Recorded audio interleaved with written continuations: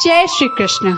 इस वीडियो में कथा व्यास पंडित श्री कृष्ण कुमार जी श्रोत्री ने आषाढ़ शुक्ल पूर्णिमा के दिन मनाए जाने वाले गुरु पूर्णिमा पर्व पर प्रकाश डाला है। कृपया इसे सुने और यदि यह आपके लिए उपयोगी हो तो ऐसे और भी धर्म, संस्कृति, पर्व त्योहार पर आने वाले वीडियो प्राप्त करने के लिए इस चैनल को अवश्य सब्सक्राइब करें। धन्यवाद। जय श्री कृष्ण। कथा व्यास पंडित कृष्ण कुमार श्रोत्री का आप सभी को सादर जय श्री कृष्ण, सादर अभिनंदन। आज मैं आपको गुरु पूर्णिमा के विषय में बताने जा रहा हूं। देखिए, गुरु पूर्णिमा शब्द से हम जानते हैं कि ये गुरु का पर्व है। गुरु को मनाने का, गुरु को स्मरण करने का, उनके प्रति आदर सम्मान व्यक्त करने का पर्व है, ये हम सब जानते हैं। लेकिन आज बदलते हुए समय के कारण और दिनों दिन जैसे हमारी संस्कृति, हमारे विचारों में जैसे जैसे ह्रास हुआ है, उसके कारण आज हम अपने गुरु का सम्मान हमने खो दिया है। गुरु का सम्मान हम नहीं कर पाते, आदर हमने देना छोड़ दिया है। ऐसा हमारा विचार, ऐसी हमारी भावनाएं हो चुकी है। देखिए, मैं आपको कहना चाहता हूँ कि जिस प्रकार माता पिता का स्थान हमारे जीवन में महत्वपूर्ण है, उसी प्रकार गुरु का स्थान भी उतना ही महत्वपूर्ण है। गुरु की भूमिका भी उतनी ही महत्व रखती है। देखिए, माता पिता क्या करते हैं? माता पिता हमें जीवन प्रदान करते हैं, माता पिता हमें जिंदगी देते हैं। लेकिन गुरु क्या करता है? माता पिता के दिए हुए उस जीवन को दिशा प्रदान करने का कोई काम करता है तो वो गुरु करता है।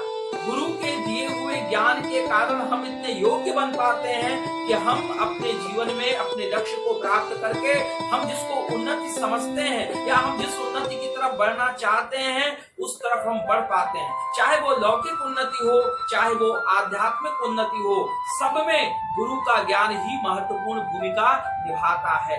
देखिए, जिस तरह से माता पिता का आशीर्वाद हमारे लिए नितांत आवश्यक है, उसी तरह से गुरु कृपा भी बहुत जरूरी है। और जिस तरह से माता पिता का आशीर्वाद हमारे लिए जीवन भर काम करता है, उसी प्रकार गुरु कृपा भी अपना असर दिखाती है। लेकिन मैंने आपसे कहा कि निरंतर जो बदलता हुआ समय है, उस निरंतर बदलते हुए समय ने गुरु शिष्य परंपरा और गुरु शिष्य संबंधों को कहीं न कहीं प्रभावित कर दिया है। इसलिए हम भले ही न माने, लेकिन जीवन में गुरु की भूमिका और गुरु का स्थान जितना महत्व रखता है, उसको हमें भुलाना नहीं चाहिए। इसी महत्व को ध्यान में रखकर ये गुरु पूर्णिमा का पर्व ये हमें स्मरण कराता है कि गुरु का स्थान कितना बड़ा है। आज गुरु पूर्णिमा को जब हम मनाते हैं तो उस दिन हमें गुरु के प्रति कृतज्ञता ज्ञापित करनी चाहिए, उन्हें सम्मान देना चाहिए, उन्हें प्रणाम करना चाहिए कि गुरु ने हमें जो ज्ञान दिया है, जो बुद्धि दी है, जो हमारा विवेक जागृत किया है, उसके कारण आज हम यहाँ तक पहुँचे। इसलिए गुरु की भूमिका अत्यंत ही महत्वपूर्ण है। अब मैं आपको कहना चाहूंगा कि गुरु पूर्णिमा का जो महत्व है वो इसलिए भी विशेष है क्योंकि लौकिक गुरु तो हमारे लिए महत्वपूर्ण है ही, लेकिन अगर आप पुराने समय की बात करें तो हमारे महर्षि वेदव्यास जी महाराज गुरु पूर्णिमा के दिन ही अवतरित हुए। और गुरु पूर्णिमा के दिन अवतरित होने वाले भगवान वेदव्यास थे। इनको भगवान कहा जाता है क्योंकि ये भगवान के ही अंश थे, भगवान नारायण के अंश थे। इसलिए वो भगवान जब अवतरित होते हैं वेदव्यास के रूप में, तो उन्होंने गुरु की भूमिका का निर्वाह किया। उन्होंने चारों वेदों को 4 भागों में विभक्त कर दिया। 4 वेदों को हमारे सामने लेकर आए। उसके उपरांत महाभारत इत्यादि इतिहास का रचन किया। महाभारत इत्यादि इतिहासों की रचना की। 18 पुराण रच डाले, इसलिए कि हमारे जीवन में आदर्श की स्थापना हो, हमारे जीवन में उदात्त विचारों का प्रवाह बह निकले। इन सब के लिए वेदव्यास जी ने विचार किया और हम सब के लिए वो ज्ञान की गंगा बहा दी।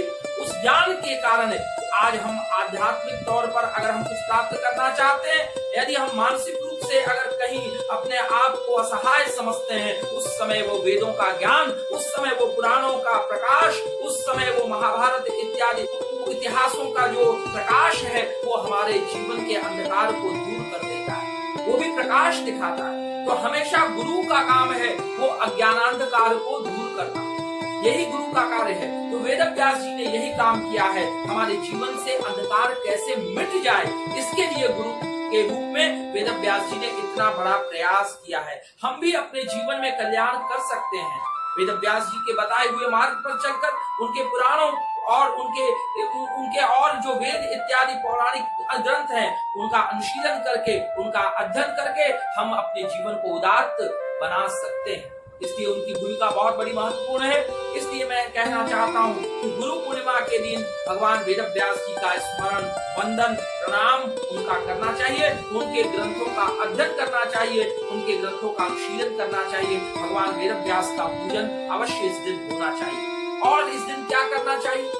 देखिए, मैं आपको कहना चाहता हूँ कि अगर किसी की कुंडली में गुरु की स्थिति अगर शुभ फल नहीं दे रही है, फिर से सुनिएगा, अगर किसी की कुंडली में गुरु की स्थिति शुभ फल नहीं दे रही है तो होता क्या है, उस जातक को आर्थिक समस्याएं घेर लेती हैं और इसके कारण गुरु की स्थिति अच्छी न होने के कारण, शुभ फलदायक न होने के कारण उसका वैवाहिक जो जीवन है वो भी प्रभावित हो जाता है। अतः अगर आपकी कुंडली में भी गुरु दोष है तो उसकी निवृत्ति के लिए गुरु पूर्णिमा के दिन आपको क्या करना चाहिए ये मैं आपको बता रहा हूँ। इससे होगा क्या?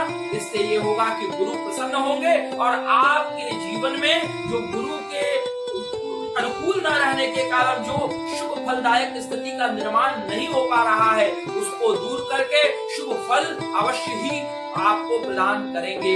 ये गुरु की कृपा हो जाएगी आपके ऊपर। तो गुरु पूर्णिमा के दिन क्या करना चाहिए? गुरु पूर्णिमा के दिन सबसे पहले सूर्योदय से पूर्व उठकर स्नान कर लेना। ठीक है, सूर्योदय से पूर्व उठेंगे, स्नान कर लेंगे, स्वच्छ वस्त्र धारण कर लेंगे और अपने गृह के मंदिर में, अपने घर के मंदिर में बैठ जाएंगे। अब क्या करना है? सबसे पहले भगवान वेदव्यास जी का ध्यान करना है, उन्हें प्रणाम करना है भगवान वेदव्यास जी को। और उसके बाद मैं आपको कहना चाहता हूँ कि अगर आपने किसी भी संत को, महात्मा को या किसी अन्य को आपने गुरु बना रखा है तो आप उनको नमन करें, उनको प्रणाम करें। और यदि अगर आपने किसी को गुरु नहीं बनाया है तो आपको क्या करना है? आपको भगवान वेदव्यास के साथ साथ भगवान नारायण या भगवान श्री कृष्ण को प्रणाम करना है, उनका वंदन करना है। और अगर आप किसी भी गुरु को आप नहीं बना पाए हैं अभी तक तो मैं आपको एक सलाह देता हूँ, आप केवल भगवान नारायण को गुरु मान लीजिए, आप केवल भगवान श्री कृष्ण को गुरु मान लीजिए, आपको गुरु बनाने की आवश्यकता नहीं पड़ेगी। कृष्णम वंदे जगत गुरु।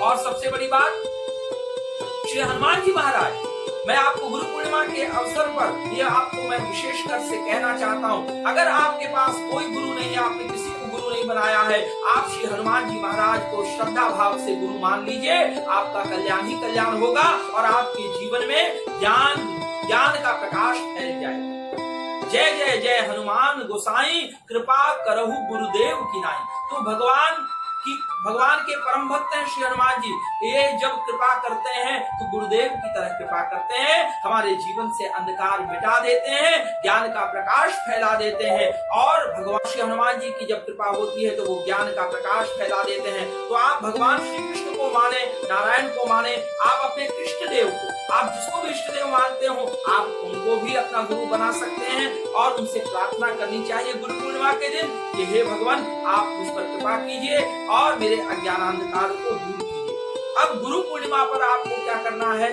गुरु पूर्णिमा पर आपको अगर गुरु यंत्र मिल जाए अथवा गुरु पूर्णिमा पर आप गुरु यंत्र बना सके तो शुभ मुहूर्त में स्थापित करके उसका पूजन करें। भगवान श्री कृष्ण या विष्णु के समक्ष गृह मंदिर में आपको शुद्ध घी का दीपक प्रज्वलित करना होगा और दीपक प्रज्वलित करके उनको प्रणाम करें। इससे क्या होगा?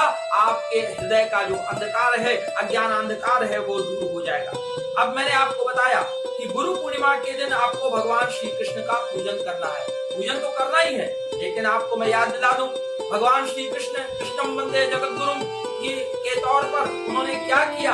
वो जगत गुरु हैं और उन्होंने श्री कृष्ण ने अर्जुन को क्या किया? गीता का उपदेश किया। शिष्यस्ते हम शाधि माम त्वाम प्रपन्नम। जब अर्जुन भगवान श्री कृष्ण के प्रति शरणागत भाव से ये कहता है कि मैं आपका शिष्यत्व स्वीकार करता हूँ, मैं आपके शरण हूँ, तो भगवान ने उसको गीता का ज्ञान दिया। तो ऐसे गीता के ज्ञान के प्रदाता गुरु को, ऐसे श्री कृष्ण को आज के दिन प्रणाम करना चाहिए, लेकिन साथ में गीता का पाठ भी करना चाहिए। उनके उपदेश श्रीमद् भगवत गीता का पाठ करें, उसका श्रवण करें, तो वो बहुत ही मंगलकारी है।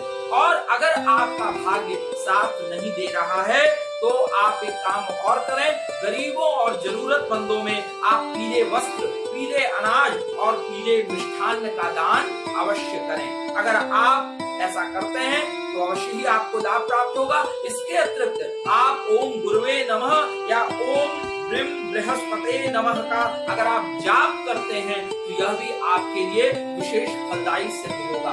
इस प्रकार मैंने आपको गुरु पूर्णिमा के अवसर पर गुरु की महिमा और गुरु का किस प्रकार से आप पूजन करें, आप कैसे भगवान को स्मरण करें, ये सब मैंने आपको बताया। आशा है आपको इससे लाभ मिलेगा। धन्यवाद। जय श्री कृष्ण।